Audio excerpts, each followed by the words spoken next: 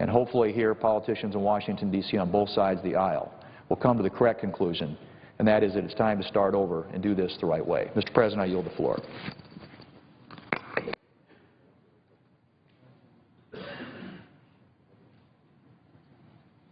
President, I suggest the absence of quorum. The clerk will call the roll. Mr. Alexander.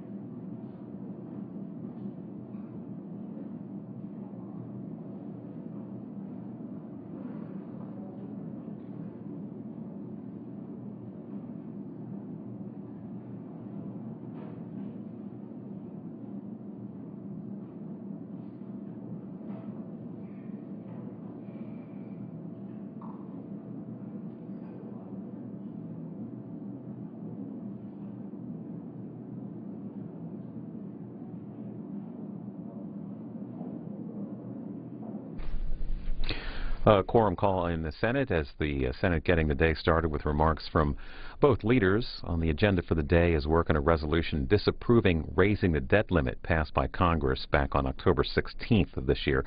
Lawmakers are set to consider legislation on proceeding to that resolution. We expect votes on that to get underway at about 2:15 Eastern, right after the Senate returns from their scheduled party lunches. Also today, work on the nomination of Richard Griffin to be the General Counsel of the National Labor Relations Board. The vote on moving ahead with the nomination could be tight. You heard during opening remarks Senate Majority Leader Harry Reid talking about that nomination. While we wait for this quorum call to disperse, House Ways and Means Committee is meeting this morning to hear from Centers for Medicare and Medicaid Services Administrator Marilyn Tavenner. She's answering lawmakers' questions and concerns over healthcare.gov's issues. But what a grand possibility. Why, in your estimation, has the Massachusetts plan worked?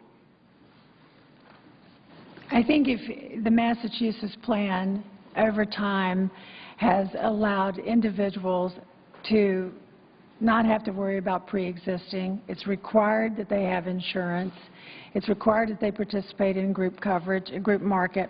It's the same principles we've applied through the Affordable Care Act. And it's been a huge success. They started out very slowly. It took them years to get to where they are today, but they do have good coverage, and if you look at their outcome, they've got excellent outcomes in health care as well. The business community worked with the governor, worked with a Democratic legislature that has 3 Republicans in the state Senate. And they came to the conclusion that using the discipline of the marketplace could be part of the solution. And getting everybody in was the ideal. And then we would argue about many of the other matters. But getting everybody signed up was a key component. And we would use the private sector to discipline price, correct? That is correct. So I guess the argument we have here is, why wouldn't we be trying to sand the edges of the ACA to make it work as opposed to this determination to make sure that it doesn't work. Yield back my time.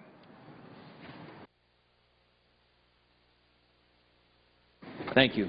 Mr. Teaberry is recognized. Thank you, Mr. Chairman. Thank you, Ms. Tavener, for coming today. You've got a great reputation. Thank you for your service. You've got a very difficult job to do. Best of luck in doing it. I want to just make a note to you and to the members of the audience here.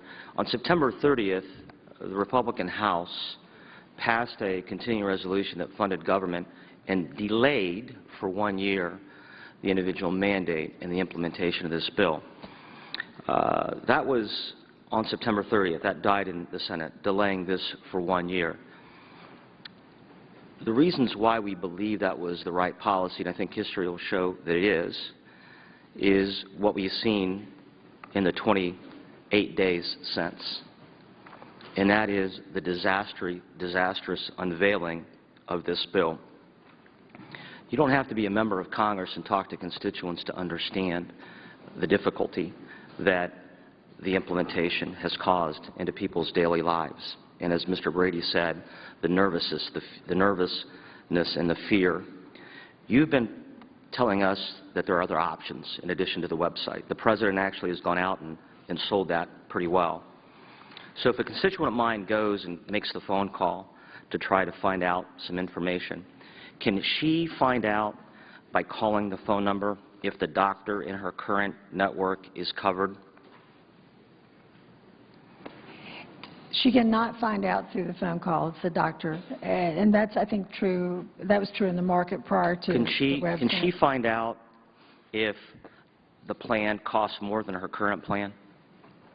Yes, I think she can find that out. By calling the phone, Yes. by phone And number? what happens is they work them through the application. The call center would help She them. has to actually apply before she can shop. Well, yes, that's important because it's important to understand if she's eligible for a tax credit because that affects the price that she would pay. So can she find out the cost of the plan without signing up, or comparison shop without signing up? So if you're not interested in the tax credit and you just want to know what rates are available, we actually have on the website the ability to do that. So But the yes. website's not working. No, this is actually on the front end. What's not working sometimes are some of the pieces inside the application. But if she's just interested in rates in her market, that's available through the website. There's also the ability, and we have a link with that on the website, to use Kaiser's site that also allows them, if they believe they're eligible for tax credits, to actually go in and simulate what that would look like for them. But if they want to know, if they're not interested in tax credit, they just want to know what's available to them, which I've had several friends who've said to me, I know I'm not eligible for a tax credit. I just want to see what rates are available in the individual market. But they have to sign up to do that. No, they do not. You're positive on that? I am positive on that. Isn't the person who's on the phone with my constituent who's trying to find out if their doctor's in the network or the price? No, you of the asked a plan? different question. The doctor in the network, I said, is not available Right, for the website. but so the person's making the phone call, my constituent, is talking to somebody on the other line. Aren't they accessing the same information on the website that our constituents are encouraged not to do because the website's not working? So, two different issues. If they're completing an application, then they would complete the application, then we would give them information. But if you're just interested in knowing what the insurance rates are in your area, that's actually available without completing an application. You can just go on the website and get that information. But if they are accessing the phone network because they can't access the website, They can give them that information. isn't that person they're talking to accessing the same website? Yes, but it is not inside the application. So we are asking people to call and talk to a person who's accessing the same website that we're encouraging our constituents not to use because it's not working right. Let me try this again. You do not have to go through. The problem that we have in the website sometimes is in the application process itself. Inside the application, people were getting stuck in the application process. What you ask me is, can you get plan information without completing the application process, therefore not getting into the problems? And the answer to that is yes. Okay, let me just tell you the concern that I have. That Okay. you're going to have to deal with, and the members of the other side of the aisle won't acknowledge. We understand the Affordable Care Act is the law of the land. We do. But we also understand from our constituents that there is a disaster of a rollout that's occurring. Not a hiccup, but a disaster of a rollout that's occurring. I have constituents who have said to me their doctor is not going to be covered in the new plan. Their plan is going to be more expensive. And finally, a constituent who said, let me get this straight, Congressman. You guys passed a bill that tells me that I'm transitioning, you're telling me to transition to another plan, and you're telling what that plan is going to be. It's not going to have the same benefits that I have now. I'm going to pay more, but you're going to give me a tax credit back so I can pay less, even though it's going to cost more.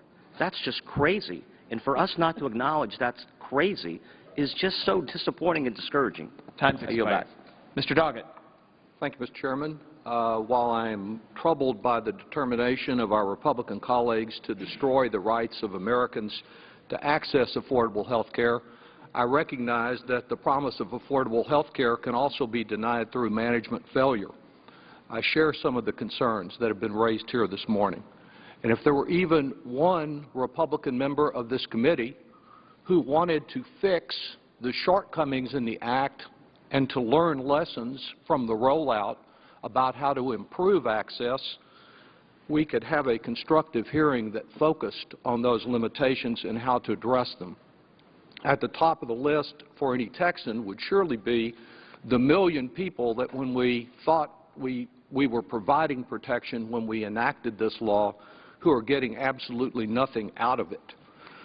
The limitations with the website are a part of the concern that I have. Let me ask you specifically, will the SHOP website for small businesses that was delayed be fully functional during November? Yes, we will institute the SHOP component at the end of November. Will the twice-delayed Spanish language version of healthcare.gov be fully operational in November? By the end of November, yes, sir. There are estimates that 3 out of 4 eligible individuals for the website need some in-person assistance, eligible for tax credits will need some assistance in person to access that. That's why the navigators, for one, are so very important. In large measure because of the statute, people in Maryland get $15 more, 15 times as much money per individual uninsured eligible for the exchange for the tax credits as do people in Texas. People in California get about 4 times as much. It makes it all the more important that the Navigator system work as well as the web system works. I've had some concerns about the way that Navigator system works and have been asking whether it is possible to get prompt reports about whether the navigators are doing their job and whether they're accessing people, whether by paper, phone, or web. I've been told that there are no progress reports that will be available on those navigators and what they're doing until after the beginning of the year. Surely there are some reports that you can make available that will tell us whether these navigators are doing any more than the little I've seen them do in my part of Texas. Yes, sir. You should not have to wait till the first of the year. We can get you can get us progress reports. Yes, sir. When you announced the Navigator grants for Texas, there was an indication in the original notice that there would be a second round of Navigator grants. Instead, it appears that contracts were reached with 2 national firms to provide enrollment assistance, and those firms are at least required to provide, in some cases, weekly reports on their progress. In what way are those enrollment assistance 2 companies, I believe the one for Texas is called Cognosante, they got a total of about $30 million, much more than any individual entity as a navigator in Texas. In what way are they being integrated with the local navigators and assistance counselors to reach out to the uninsured? Right. And I can get you that information, but I will tell you that we obviously, there are navigators inside each of the federal states, federal exchange states that we awarded contracts to. But in addition to that, there are volunteers through the Texas Hospital Association and others, and I can get you a full report of that. Okay, well, I'm interested, and this isn't, today is not the first time I've asked, for a full report as to how these enrollment assistance folks came into being and how they're involved with local folks. We've had to set up in San Antonio and in Austin our own network to try to make up for what we did not get in the way of federal assistance at the local level. And these new enrollment assistance people, I'm interested in getting progress reports on them also to see what they've actually done, if they've actually signed anyone up and what kind of people they're signing up, and whether this is the Navigator system, the enrollment assistance system, the certified counselors are any better organized and coordinated than the website and the 55 contractors have been. Another area of concern that... Time has expired, Mr. Doggett. Mr. Reichert's recognized. Thank you, Mr. Chairman.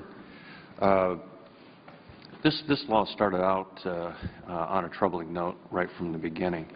Republicans were not a part of the process, weren't asked to be a part of the process in building this law. And Nancy Pelosi herself said we must pass the law to find out what's in the law. And as one of my colleagues mentioned this morning, let's just sand around the edges. We have done some sanding around the edges, and that's basically due to the fact that the Republicans have been calling attention to some of the issues that now we are becoming aware of because people are now beginning to read the law and finding out what's in it. So 3 programs have been completely halted since the law is passed. 7 others have been repealed and have had funding rescinded and have been signed into law.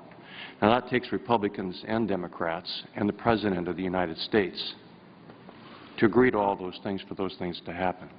I think that most people feel right now it's not time for any sanding to take place, but the chainsaw needs to come out. So we're going to keep on and we're going to be persistent. Were you working for CMS on January 29th, 2010? January 29th. Were you part of the process and working to help implement Obamacare? I actually was not working for CMS January 29th, 2010. Okay. When did you start working to implement the health care law? I actually came to CMS late February of 2010. Late February. Do you know if you can keep your health care plan if you like it? Do I know that I can keep my health care plan? Do you know if it's true, as the President has said and many Democrats have said, if you like your health care plan, you can keep it? Is that a true statement? There were health care plans that were grandfathered. Is that a true statement? It is a true statement Okay. that plans were grandfathered in. Thank you for that answer. So if you like your doctor, you can keep your doctor too? Is that a true statement? You know, I think doctors come and go inside networks. Please. Without objection. Thank you, Mr. President. As many of us will recall, on October 29th, 2012, Superstorm Sandy made landfall in my part of the United States.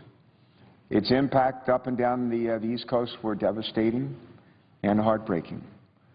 New York, New Jersey, parts of New England were hit particularly hard. In Delaware, we did not experience the level of devastation that was inflicted on our neighbors to the north and to the east, but our state did receive significant damage. In total, there were over 200 deaths attributed to Superstorm Sandy. And today, we remember the lives lost and those forever impacted by this storm. As I traveled through Delaware during and after the storm, I saw some of the massive impacts of that storm firsthand. But I saw something else as well. I saw people from all walks of life pulling together, helping one another, and taking care of their neighbors. The impacts of that superstorm are still fresh in my mind today as we continue to rebuild in Delaware, New Jersey, in New York, and other places up the East Coast. But not only are the impacts of the superstorm still fresh in my mind.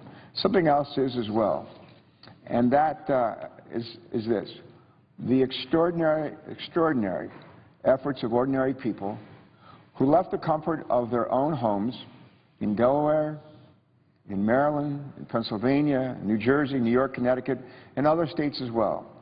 And they left their homes to help people they had never met and would probably never see again. And they did it not because they were paid to do it, not because someone told them to do it, because they wanted to do it. This morning I met a handful of Delawareans who were called to action by the Red Cross to volunteer in the shelters and communities in Delaware, in New Jersey, and New York. Those volunteers, including Charlotte and Richard Duffy, Joe Miller, and Glenn Shawley, are joining us today in the Senate chamber, and we welcome them. In the days and weeks following Sandy, they stopped their lives to help others, and for that we are truly grateful. I want to thank you all for your extraordinary service. As our rebuilding efforts continue, I'm so thankful for the first responders, for the volunteers, for the Good Samaritans who pulled together not only in Delaware, but in our states to the north to ensure the safety and health of our neighbors. A few minutes ago, I told the folks who gathered in my office for just some light refreshments before we came over here, I said to the group that's joining us here today in the chamber that last night I'd heard a speech from Paul Begala. Paul Begala, our presiding officer, remember, had been a key member of President Clinton's team during his presidency. He's been on television a million times and widely known for his wit. And we saw another side of Paul Begala last night. We saw his wit as well. But we also heard from them a recounting, a retelling of the story in the Old Testament of the first question that was asked in the Bible. And he asked the audience, he said, who asked the first question? Nobody knew. And he said, actually, the question was asked by Abel, who had slain his brother Cain. And the Heavenly Father knew what had happened, looked up, tracked down Abel, and he said, where's Cain? And Cain said, am I my brother's keeper? Am I my brother's keeper? And that story is retold in the Bible in a number of places as the golden rule. To look out for help other people the way we'd like to be helped, to treat other people the way we'd want to be treated. And not only does that show up in the Old Testament and the New Testament, including the parable of the Good Samaritan, but it shows up in the sacred scripture. If you happen to be Jewish, you happen to be Christian, you happen to be Muslim, you happen to be Buddhist, Hindu, it shows up in the sacred scriptures of virtually every major religion on earth. The idea that we have an obligation to help our neighbors, whoever they might be. And in the New Testament, the parable in the New Testament, Jesus is asked by some of the Pharisees, who is my neighbor? And that's when he tells the story of the Good Samaritan, who ultimately was helped not by someone from his community, not by a clergyman who walked by, but was helped by somebody from another part of that country that didn't care at all for the fellow that was beaten and left for dead. The financial cost of Superstorm Sandy were also severe and estimated to be in the not just hundreds of millions of dollars, but billions of dollars. It will take years to recover from devastation like this. And as my colleagues and I know, it is important that we get that recovery right. I want us to take a look at a few pictures of Seaside Heights, New Jersey before Sandy and after. And before I turn to the photographs on my left here, I would just say to the presiding officer, a lot of people who might be watching this across the country on C-SPAN are wondering, where is Seaside Heights, New Jersey? I wonder that myself. I'm from Delaware. We're less than 100 miles away. And a lot of people have heard of Asbury Park, where Bruce Springsteen is from. And Asbury Park is just a little bit north of Seaside Heights, New Jersey. And about 50 miles south of Seaside Heights is a place called Atlantic City that a lot of us have heard of. Well, this is a shot taken in May of 2009 in Seaside Heights, New Jersey. This is a before shot. This is about roughly 3 years, a little more than 3 years before the hurricane. And a couple of buildings here. We have these yellow arrows right here, and they're there for purposes so that when we look at the after shot, we'll kind of figure out what happened to those structures. Here's a red arrow right here on this building right here. And this is about 3.5 years later when Sandy came a-calling. Here we go. These buildings aren't in the same place. They don't look alike. They don't look the same. What looked to have been a pier along through here is gone. There used to be roads through here, and now there are what appear to be sandy trails. And virtually every house here is badly damaged. Many of them absolutely, totally destroyed. And we have another shot here. Same town, Seaside Heights. This is obviously the beach, the boardwalk, and this is an amusement park. And a lot of people went there over the years, had a great time, families for decades. And they had a roller coaster here. They had a lot of rides here. I don't know about the rest of you, I like rides. My wife says, are you ever going to grow up? And I say, I hope not, because this stuff is still fun to me. But there's a roller coaster here. And we're going to take a look. This was taken, again, late May 2009. There's the roller coaster. Let's just see what it looks like right after Hurricane Sandy. Thank you. Here's the roller coaster. Here's the roller coaster. It's in the ocean. And here's what's left of the pier and of the amusement park. And the power of that storm is, I think, demonstrated graphically by these photos, which I said earlier, that storm which took the lives, not just destroyed this amusement park, not just destroyed the beaches, the homes, and this one town, but wreaked havoc throughout the mid-Atlantic and northeastern seaboard, and took the lives of over 200 people.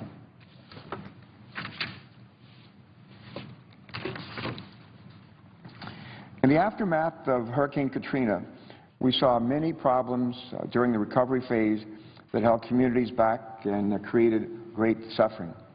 And not only great suffering, a lot of anger in terms of the inadequate response, the untimely response, the inept response. But money was not always well spent. The efforts were not well coordinated. The recovery moved slowly as a result.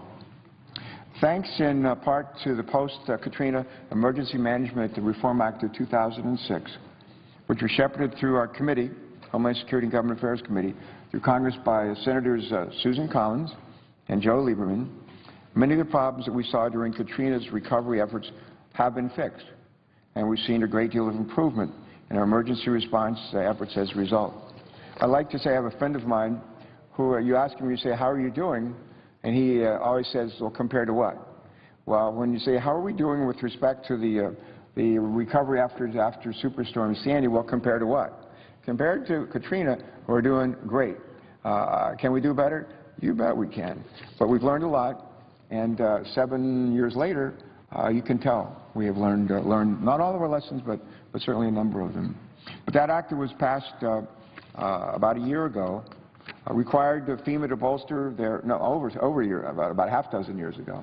That act required FEMA to bolster their regional offices in order to build strong relationships with state, local, and tribal governments.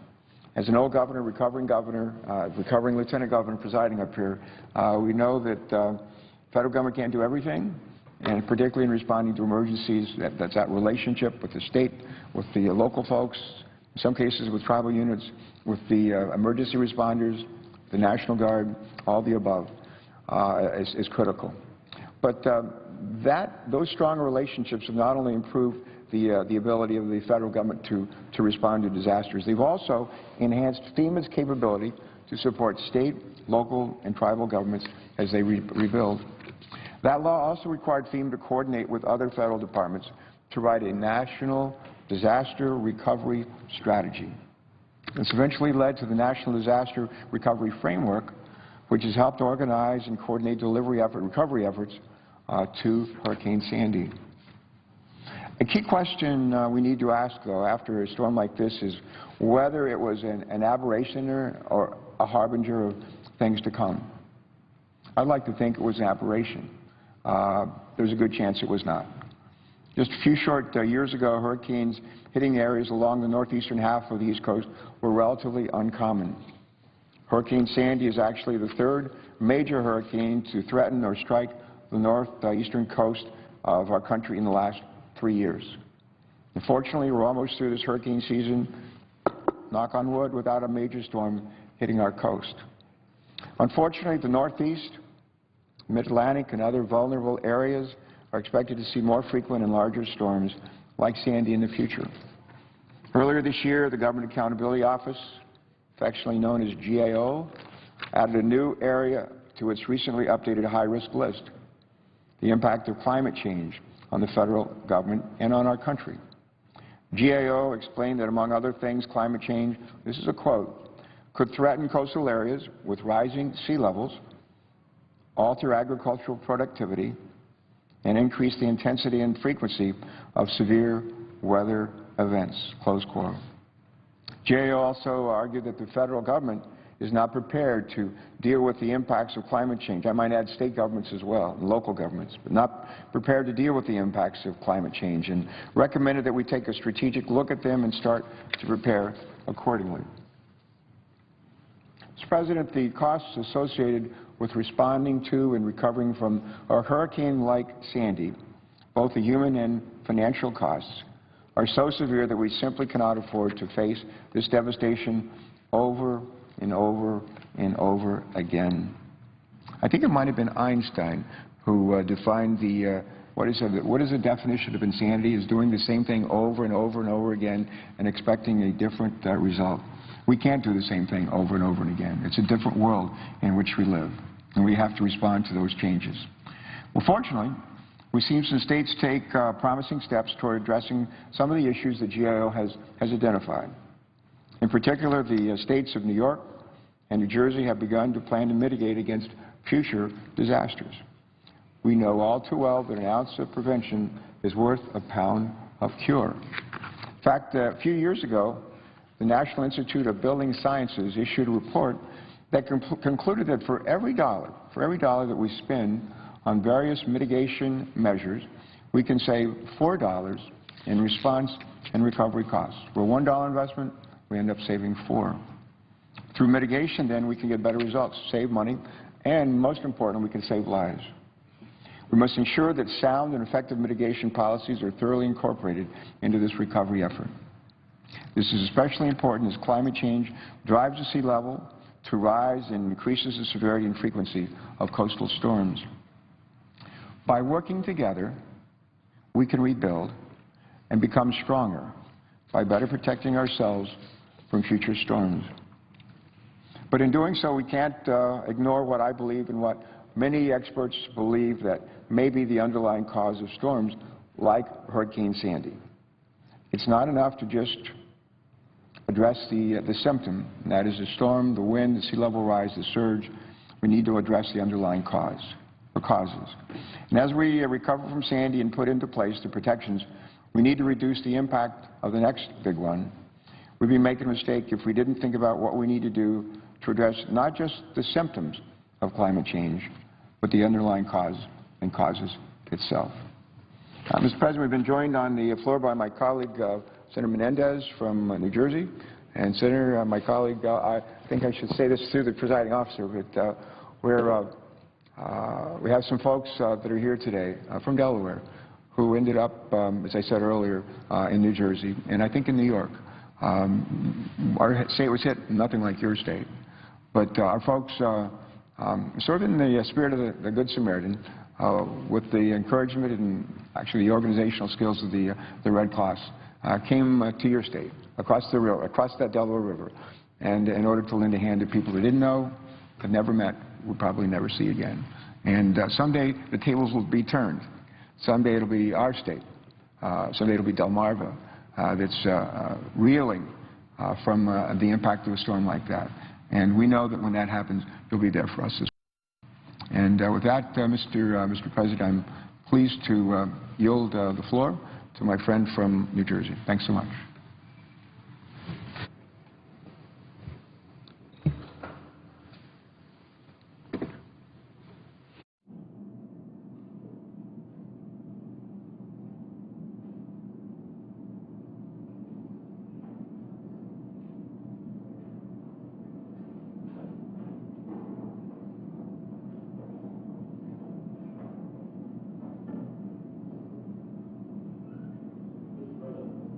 Senator from New Jersey. Mr. President, let me start off by thanking my distinguished colleague, the senior senator from Delaware, for his remarks and for the people of Delaware who came to New Jersey to help us. That is the essence of why we call this great country the United States of America.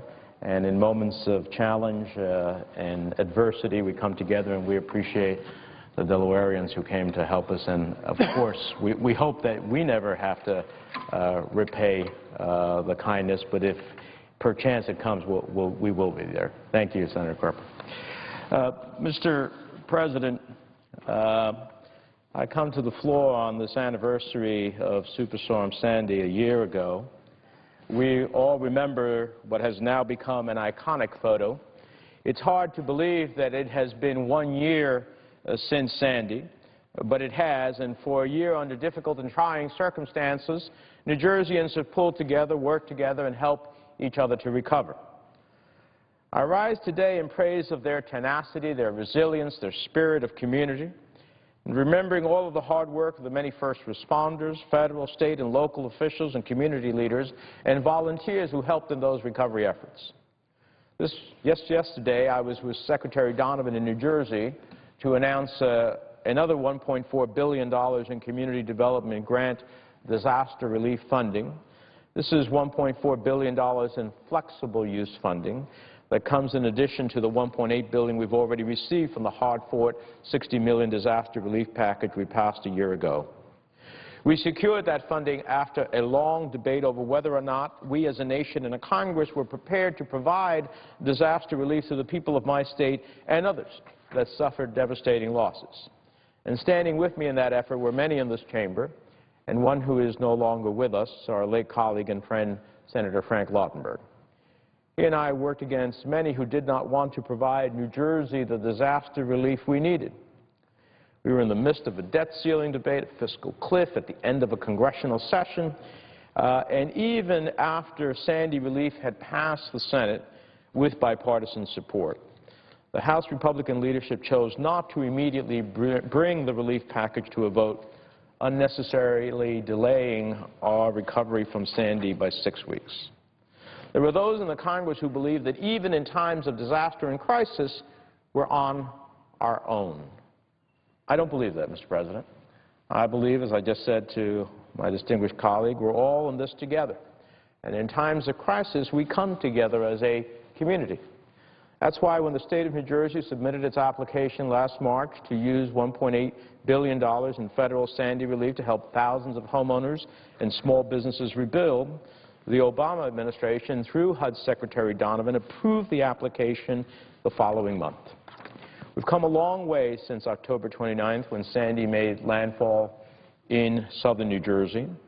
159 people lost their lives. 8.5 million customers lost power.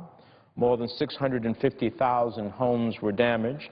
40,000 in our state were severely damaged or destroyed. Here's an example of how far we've come. You can see here the damage that Sandy brought on this home 1 year ago. And as you can see in the second photo, today it is well on its way to being fully restored. But we have a long way yet to go in every community to fully recover from the extent of the damage and to make families and businesses whole again. A year ago, this headline ran in the Record. Losses mount, some choosing to close rather than rebuild.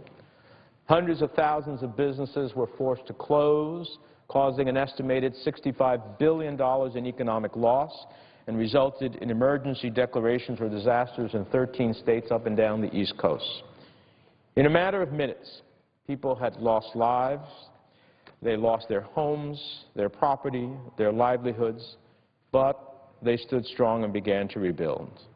Beyond the headlines of this story, we see the Jersey spirit that came in through person after person. Despite the uphill climb, New Jersey rebuilt one home at a time, one business at a time, one community at a time, and that's what makes us Jersey strong. For 10 days, millions along the East Coast lived without power, without phones. Seniors were stranded on the upper floors of buildings where elevators were out. The loss of power led to fuel shortages and long gas lines.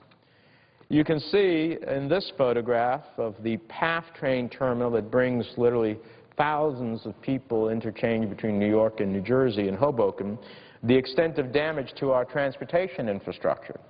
It was a wake-up call to what could happen again in the future and the investment we need to make in our infrastructure to avoid future damage from future storms.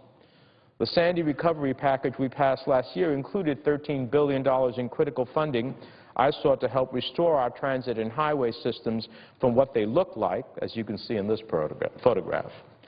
The Port Authority was able to repair the PATH station at Hoboken, to harden electrical equipment to prevent future damage. NJDOT was able to elevate roads that were washed away by Sandy. And at the end of the day, the legislation included necessary policy reforms that help streamline recovery efforts and improve FEMA's public assistance programs, allowing us to rebuild what was in place before the storm and building it stronger and better than before. Since then, almost $400 million in FEMA grants have been approved to help individuals and families recover. That's over $341 million for housing assistance and more than $54 million for additional needs. Homeowners, renters, and business owners have received over $764 million in SBA disaster loans, $314 million in FEMA public assistance grants to help local communities and local nonprofits that serve the public and provided relief. National Flood Insurance Program payments to New Jersey have amounted to $3.5 billion to help people rebuild and get their lives back on track. In New Jersey alone, more than 261,000 people contacted FEMA for help and information. Over 126,000 homes have been inspected.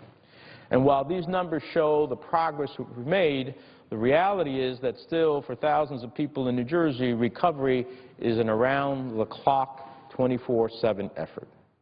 Many New Jersey families have now been hit with what I call a triple whammy. Having been flooded by Sandy and lost, in some cases, a lifetime of work, then facing repair and mitigation costs, and now facing astronomical increases in flood insurance costs built into a flood reform bill that was passed before Sandy hit. Even as we slowly recover from the worst natural disaster in our state's history, a man-made disaster is looming in the distance, jeopardizing our recovery. The combination of updated flood maps and the phase-out of premium subsidies for the National Flood Insurance Program threatens to force victims out of their homes and destroy entire communities.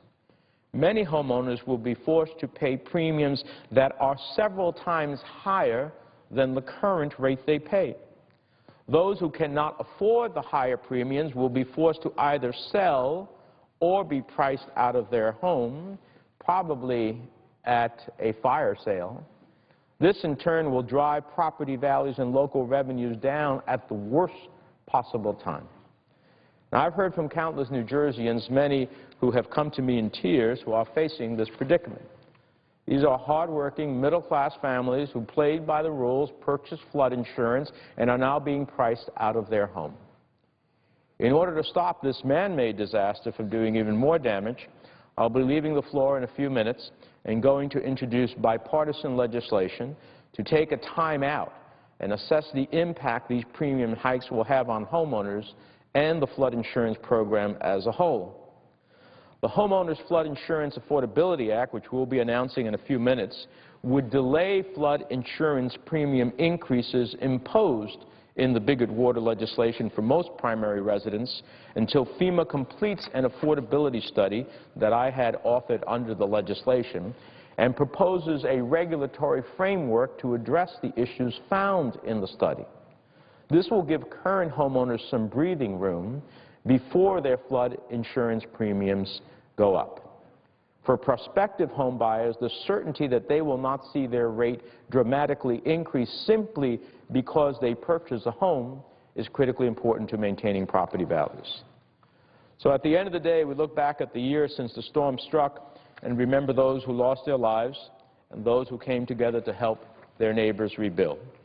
We remember the efforts of first responders and government and community leaders pulling together. It's often said that the hardest steel must go through the hottest fire, and Sandy tested what we were made of. When we look at this photograph of twisted metal that once was a roller coaster, we associate it with the destruction of Sandy, but we also associate it with how far we've come and what we've learned. We've learned that it's not enough to live in a community. We have to be a part of it. We have to remember that citizenship comes with responsibility not just to ourselves, but to each other. In the face of Sandy and the aftermath, the tragedy and the loss, we pulled together as a community. We worked together, helped each other rebuild lives and businesses and homes, our beaches and boardwalks, and in doing so, we strengthened New Jersey's sense of pride and the belief that we are, in fact, in this all together.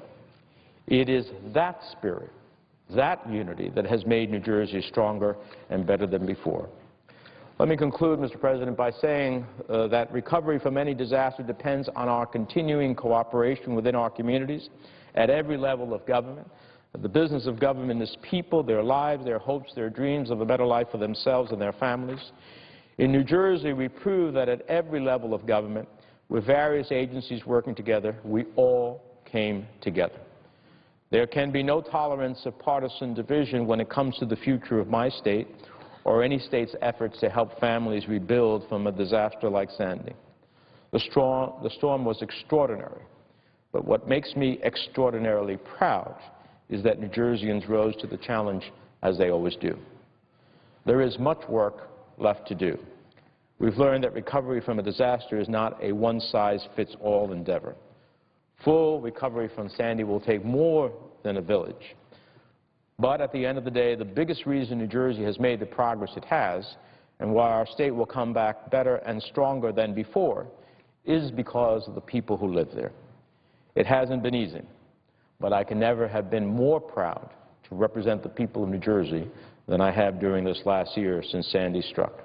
I've seen the best of who we are and what we can do when we pull together, each of us working for the recovery of all of us. Looking back at the last year, I'd say we're all New Jersey proud as well as New Jersey strong. And before I yield the floor, I appreciate my colleague who has come and replaced the late Senator Lautenberg during this period of time, Senator Chiesa.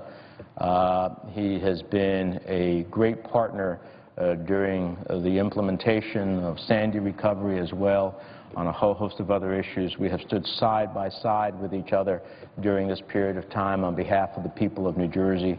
He has an extraordinary career as the former Attorney General of the state, continues to have an extraordinary career in his time here in the Senate, and I know that he'll be making some remarks, and I appreciate very much the time we've worked together. And before I yield the floor, I have 4 unanimous consent requests for committees to meet during today's session of the Senate. They have the approval of the majority and minority leaders. I ask unanimous consent that these requests be agreed to and be printed in the record. Without objection. And with that, Mr. President, I yield the floor. I had the high honor and unexpected privilege to stand in this historic chamber, surrounded by my family, and be sworn in as a member of the United States Senate. My service as a senator will soon draw to a close, so I'd like to take this opportunity to share with my colleagues just a few thoughts before I leave. I want to begin by thanking Governor Christie for providing me with this incredible opportunity. Our professional relationship and our friendship began more than 20 years ago as young lawyers working together in a New Jersey law firm. We had our entire careers ahead of us. If someone had suggested to me back then that one day Chris Christie would be governor, I wouldn't have been surprised. I would, however, have dismissed out of hand any suggestion that I might someday be the New Jersey Attorney General, let alone a member of the United States Senate. To have served here representing the people of New Jersey has to rank as the greatest honor of my professional life. I will always be grateful to Governor Christie for the confidence he has shown in me by appointing me, and I will always be thankful for the wonderful opportunities he has given me time and again to serve in public life. I also want to thank my colleagues in the Senate from both sides of the aisle who have gone out of their way to make me feel welcome, to help me navigate the sometimes confusing rules and traditions of the Senate, and for assisting me in making the most of my time here. One thing that I did know for certain when I arrived here in June was that I wanted to use my time as effectively as possible. To the extent that I have so many of my colleagues to thank. The senior senator from New Jersey, who will soon have to break in another new senator from our state, has been a very supportive colleague, and I truly appreciate his willingness to assist me throughout my time in the Senate. Thank you, Senator. The Republican leader has gone above and beyond to give me this opportunity to work to make a difference during my tenure here, and for that, I want to thank him very much. I also want to thank the senior senator from Delaware and the junior senator from Oklahoma for agreeing to my request to hold a hearing on human trafficking in the Homeland Security and Government Affairs Committee. Eliminating human trafficking, or more directly, abolishing modern-day slavery, has been a priority for me throughout my career in public service. The chairman and the ranking member of the committee could not have been more helpful to my efforts to raise awareness about this evil crime, a crime that robs people of their innocence and dignity, taking a terrible toll on its victims and our society as a whole. The junior senators from New Hampshire and North Dakota, both former attorneys general themselves, stood alongside me in this effort. When I first spoke with them about my desire to hold a hearing, they immediately agreed and worked with me to make it as productive as possible. I am grateful to them for partnering with me, and I know they will continue to make this issue a top priority. I also want to thank the senior senator from Arizona for attending and contributing to the hearing on a day when no votes were scheduled, and for his strong commitment to righting this terrible wrong. These are all important and forceful voices for the victims of human trafficking, and I appreciate their support of my efforts. I want all of my colleagues to know that I will continue to work to abolish this scourge on our nation and on the entire human family. I hope that they will feel free to call on me if I can ever be helpful to them in their efforts, just as I may call on them from time to time. So many of my colleagues have made this a wonderful experience, and I am proud to call all of them my friends. I know that I look pretty lost on more than one occasion here, but I always had someone pointing me in the right direction. I am particularly grateful to my good friends from Utah, Wyoming, Tennessee, Ohio, and Illinois, who have repeatedly helped me over the past 5 months, both by listening and also by providing me with advice. Mr. President, as every senator knows, the work we do here would not be possible without the work of the people who serve on our staffs. I have been incredibly fortunate to have an outstanding group of people on my Senate staff, a group that jumped in right with me on very short notice, and a group that I am so proud to have worked with. They were fully aware that their tenure, like mine, would be short. They interrupted and in many cases disrupted their lives to serve with me. My Chief of Staff, Donna Mullins, did an amazing job assembling a talented and dedicated group of professionals to serve both here in Washington and back in New Jersey. Their willingness to do so reflects their commitment to the people of New Jersey, to the Senate, and to our nation. Some of them I have worked with for years, others only for a few short months, but all of them have earned my everlasting respect and friendship. I want to acknowledge each of them by name: Donna Mullins, John Lutz, Tommy Ann Nolino, Nick DeRocco, Jeanette Larkins, Chip Sinders, Ken Lundberg, Bob Bostic, Ryan Berger, Krista Powers, Tyler Yingling, Marissa Watkins, Michael Rebuck, Chris Mindich, Taylor Holgate, Nicole Dubé, Jamie Rhodes, Michael Pock, and Shante Palmer. They reflect the best of public service, and I will always be thankful to them in the work we have done together. Of course, the greatest thanks goes to my family. My wife Jenny and our children, Al and Hannah, have always given me their unconditional love and support. I could not have done this without them. I'm lucky to have them. Mr. President, I was born and raised in New Jersey. It's not just my home state, it's my home in every sense of the word. The honor of representing the people of my state, my friends, my neighbors, is almost beyond description. After all, there can be no greater calling for any citizen than to have the opportunity to represent the people of your state in the highest councils of government.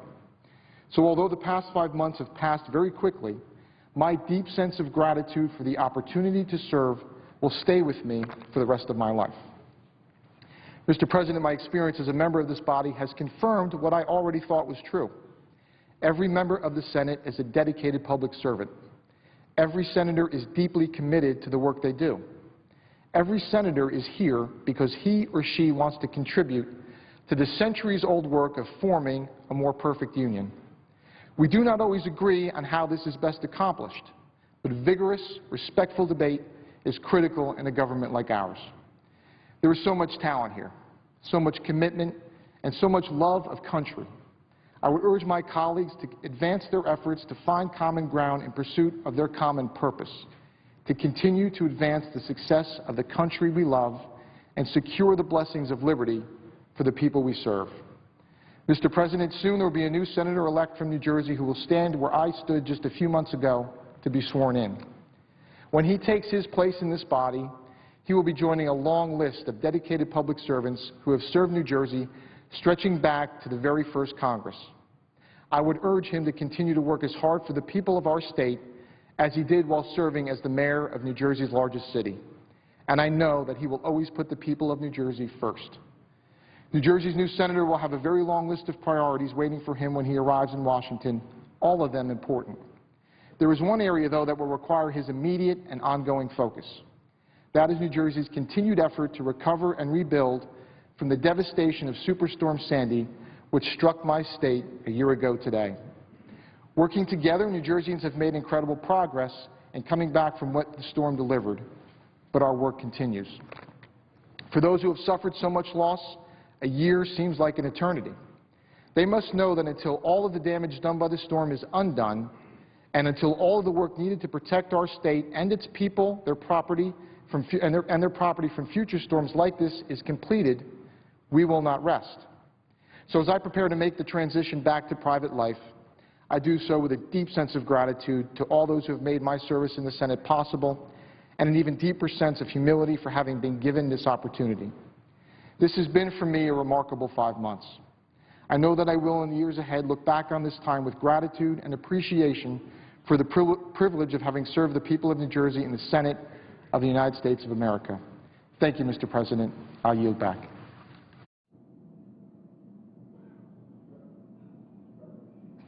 Senator from Delaware. Mr. President, while Senator Chiesa is still on the floor, I just want to take a moment and to say to him, I think he knows this, but say to him how much we've enjoyed getting to know him, to work with him, and to really come away with a wonderful, not just a first impression, but a lasting impression. I think Governor Christie did the state of New Jersey well by appointing you to serve as the interim senator. We had a similar experience with losing an elected senator when Joe Biden became was elected to as vice president and the U.S. Senate at the same time. And he had to choose between will he be senator from Delaware or will he be vice president. He made the choice. I don't know if he ever regrets it, but they made the choice to be senator, to be our vice president, as we know. And the governor of our state appointed Ted Kaufman to serve as our interim senator for 2 years, and he was subsequently succeeded by Chris Coons when Chris was elected a couple of years ago. But we have a tradition of folks who are appointed as interim senators who turn out to do an extraordinary job. And sometimes I wonder, with tongue-in-cheek, if maybe that's not a better approach in some cases for populating this place with men and women from across the country. You've been here for 5 tumultuous months, and you have seen the good, the bad, and the ugly. In some cases, very ugly. And I think if we had more people who bring your values and your commitment to comedy, not comedy with a D, but comedy with a T, your commitment to communicating, your willingness to compromise, not on principles, but on policy. If we had more people really like that, like you, this would be a better place and it would be a better country. As chairman of the Homeland Security and Government Affairs Committee, I just want to say on behalf of Tom Coburn, our ranking Republican, on behalf of all those of us who are privileged to serve in that committee, what a privilege it's been for you to be one of our members. And so we're joined here on the floor by Senator from Wyoming, Senator Barrasso, through my privilege to serve on Environment and Public Works Committee, Mr. President. And I would just say to Senator Barrasso, as you may know, Jeff Chiesa came early, he stayed late. He asked great questions and brought forth good issues, including the issue of human trafficking, which has reminded us in extraordinary ways of the terrible situation that's faced by millions of women, children in this country and around the world. So thank you for that. That is a gift that you've brought to this body, and I think ultimately to our country. You're going to leave us now and sail off into the sunrise, and we look forward to having our paths cross again many times in the future, maybe even in Delaware on a summer vacation. If you can bring your wife Jenny and your 2 kids, you're always welcome in the first state. But good luck, God bless, Godspeed, and thank you for joining us and serving our country and your state so well. Mr. President. Senator from Wyoming. Thank you, Mr. President. Mr. President, I would like to add in a bipartisan way my thanks to Senator Chiesa for his service and add in the kind words that the senator from Delaware has